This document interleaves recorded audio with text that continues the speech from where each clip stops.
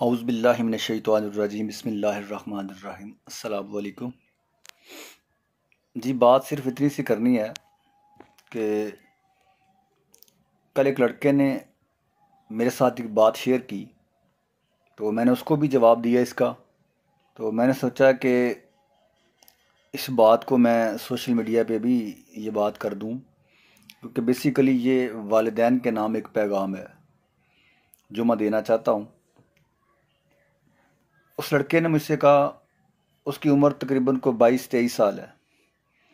उसने मुझसे ये बात की कि भाई मुझे बताएं मैं क्या करूं, मुझसे गुनाह बड़ी कोशिश करने के बावजूद भी सरज़द हो जाता है। मैंने बड़ी कोशिश की कि मैं इससे बाज आ जाऊं, बड़ी कोशिश की मैंने ख़ुद को कसम भी दे के देखी, लेकिन फिर भी मैं इस गुनाह से बच नहीं पाता हूं, मुझसे गुनाह हो जाता है।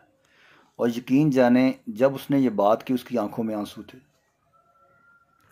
उसने कहा भाई मैं क्या करूं, मुझे नहीं समझ आ रही मैं क्या करूं, कैसे मैं इस गुनाह से मैं कैसे बच सकता हूं। तो मैंने फिर उसको इसका वही इलाज बताया जो मैंने काफ़ी अर्सा पहले किबला शेखुल इस्लाम डॉक्टर मोहम्मद ताहिरुल कादरी साहब, जो MSM के एक प्रोग्राम में, जो उनकी स्टूडेंट तलबा तंजीम है, उस प्रोग्राम में उन्होंने शिरकत की थी। तो वहाँ उन्होंने एक बात की थी, उन्होंने कहा था कि बेटा अपनी जवानियों को पाक रखें, क्योंकि बात वो कर रहे थे स्टूडेंट के साथ MSM। उनका बेटा अपनी जवानियों को पाक रखें, 5 वक्त की नमाज़ पढ़ें और हर वक्त वज़ू के साथ रहें।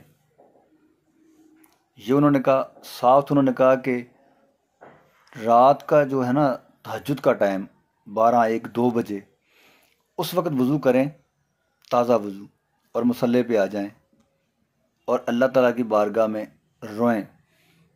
ये रोना आपके, रात का रोना आपके दिन की भी हिफाजत करेगा। ये बात उन्होंने की। और साथ उन्होंने कहा बेटा अगर फिर भी आप फील करें कि आपसे मतलब कंट्रोल नहीं हो रहा, तो इसका हल ये होता है कि आप शादी कर लें। अच्छा, यही बात मैंने उसको की। मैंने कहा भाई मैं आपको तरीका बता देता हूँ। एक तो आप ये काम करें कि आप 5 वक्त की नमाज़ पढ़ें और हर वक्त वज़ू में रहें, ठीक है। और दूसरा आप ये करें कि आप तहज्जुद पढ़ें रात को, उस वक्त उठकर अल्लाह को ये बात बताएं कि बारी ताला मैं कैसे बचूं, मैंने बड़ी कोशिश की है, मैं नहीं बच पाता हूँ, क्या करूँ मैं।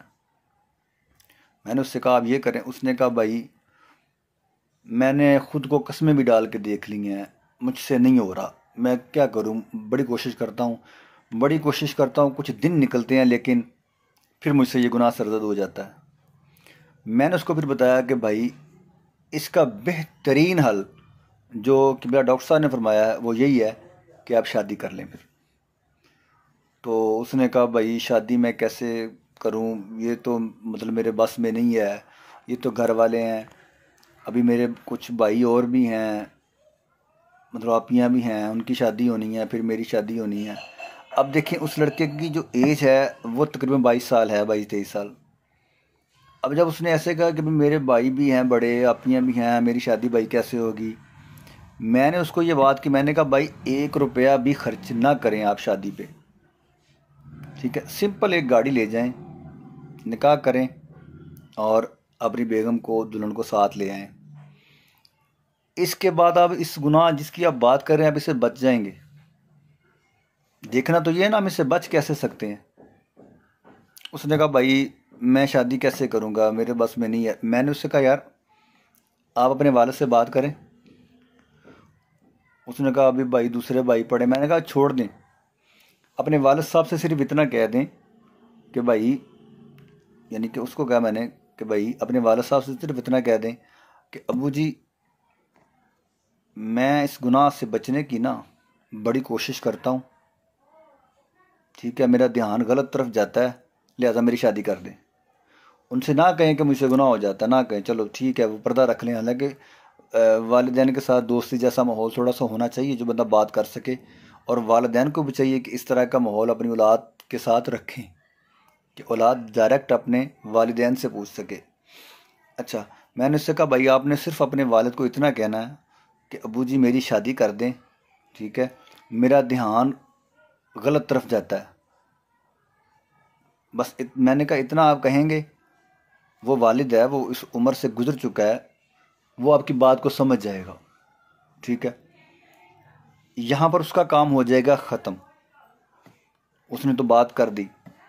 अब बेसिकली जो मैं बताना चाह रहा हूँ, इस बात को, उस लड़के की इस बात को सुनने के बाद मैं ये पैगाम देना चाह रहा हूँ वालिदैन को कि भाई जिनके बच्चे आप यूँ समझ लें 18, 19, 20 इस एज को पहुँच चुके हैं, वो अपने बच्चों की शादी का सोचें, अपने बच्चों की शादी करें। अगर वो फील करते हैं देखिए वालिदैन को पता चल जाता है कि उसका बेटा क्या कर रहा है, किस तरफ ध्यान, पता चल जाता है। वो कम से कम वालिद वो जो देखे कि मेरा बेटा इसकी सीखत को देखे, उसकी आदत को देखे, अगर वो फील करता है कि अब इसकी शादी करनी चाहिए मुझे, नहीं तो ये गुनाहों में डूबता जाएगा, ठीक है, अगर उसको ये फील हो रहा है, अगर तो नहीं, और ज़्यादातर यही होता है क्योंकि ये एज ही ऐसी है, ज़्यादातर होता होगा, अगर उसको फील हो रहा है कि ये मसला है, उसको चाहिए कि फिल फॉर अपने बेटे की शादी करे। ये ना देखे कि अभी ये मेरा को बड़ा बेटा पड़ा हुआ है तो पहले इसकी करनी है, नहीं। देखिए आप बड़े बेटे की शादी करते 4 साल गुजारते, वो 4 साल बंदा वो तो गुनाहों में डूबता चला जाएगा, डूबता चला जाएगा। आप सिर्फ ये देखें कि इसका कुछ बन जाए, इसका मकान बना लें। अब वो 4 साल अल्लाह ताला की ज़ात को नाराज़ करता जा रहा है, उससे तो ये होता जा रहा है। तो अगर तो वो आप पे डिपेंडेड है कि आपने शादी करनी है, तो फिर आप उसकी शादी करें। रुकावट क्या होनी चाहिए उसमें? यही होता है ना कि बड़ी धूमधाम से करनी, भाई ना करें धूमधाम से, उसको गुनाहों से बचाएं आप। जो बचना चाह रहा है, देखें ना, जैसे उसने मुझसे बात की, उसकी आंखों में आंसू थे कि भाई मैं बच नहीं पाता इस गुनाह से। तो वो उम्र ऐसी है, वो जवानी में है इस वक्त, तो ये आप लोगों को सोचना चाहिए वालिदैन को। जैसे देखें वालिदैन के हकूक़ हैं, ऐसे औलाद के भी हकूक़ हैं। अब उसकी जब एज हो गई है, वो उस एज को पहुंच गया है, उसकी शादी करें आप। ऐसे ही मैं मतलब अपने पास से कहूँगा, ऐसे ही बच्चियों का मामला भी ऐसे ही है। वालिदैन जो माएँ हैं उनको पता चल जाता है कि अभी ये क्या, मेरी बेटी इस वक्त कहाँ खड़ी है, पता चल जाता है। तो वो भी अपनी तरफ से कोशिश करें कि उनके निकाह करें, निकाह को आम करें आप। ये फजूल खर्चियों में ना जाएं, वालिदैन भी ना जाएं और जिनकी शादी होनी है वो भी ना जाएं। भाई ये दौर जो जा रहा है ये इस तरह का नहीं है। कोई क्या कहे, कोई जो मर्ज़ी कहे, आप अपने ख़ुद को देखें, आप शादी करें, निकाह करें, अल्लाह ताला के रसूल की जो सुन्नत है उसको पूरा करें, ठीक है, अपनी ज़िंदगी जिएं। बाद में जब कभी पैसे हों, आप सारे शहर को बुला के दावत कर दें, इसमें कौन सी बात है, कोई दावत कर दें। अल्लाह ताला कल को बेटा देता है, कोई बेटी देता है, और आपके पास पैसे भी आ जाते हैं, तो आप अकीका करें, सारे ख़ानदान को बुला लें, बकरे कर दें, इसमें कौन सी बात है। तो भाई जब नहीं है आपके पास इतने नहीं, अभी अब इतने पैसे आपके पास नहीं है, आप जस्ट निकाह करें। मकसद है कि अपने वालिदैन से मैं ये कहूँगा कि अपने बच्चों को इस गुनाह से बचाएं जो उनसे सरजद हो रहा है। देखिए वो अपनी जवानी को बर्बाद करते जाएंगे, बर्बाद करते जाएंगे, आखिर आप उसकी शादी भी करेंगे। लेकिन जब आप उसकी शादी करेंगे, मुमकिन है वो वैसे ही इस काबिल ना रह चुका हो, या आप कुछ भी कह लें, आप मुझसे बड़े होंगे। मतलब मेरे भी 2 बेटे हैं मेरे, मैं खुद इन चीज़ों को कुछ हद तक मैं भी समझता हूँ, लेकिन आप ज़ाहिर बात है मुझसे बड़े होंगे जो, वो मुझसे ज़्यादा समझते हैं।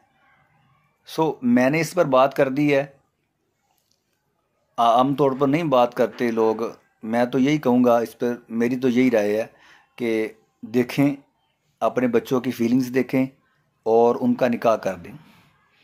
अगर ऊपर 2 पड़े हैं तो कोई बात नहीं, पता नहीं किस वजह से लेट है, हो सकता है अगले घर वाले उस बेटे के लिए अभी ना कर रहे हैं, उनका भी हमने 1 साल नहीं करना, तो आप छोटे को सजा दिए रखेंगे आपका भी 2 साल नहीं करना।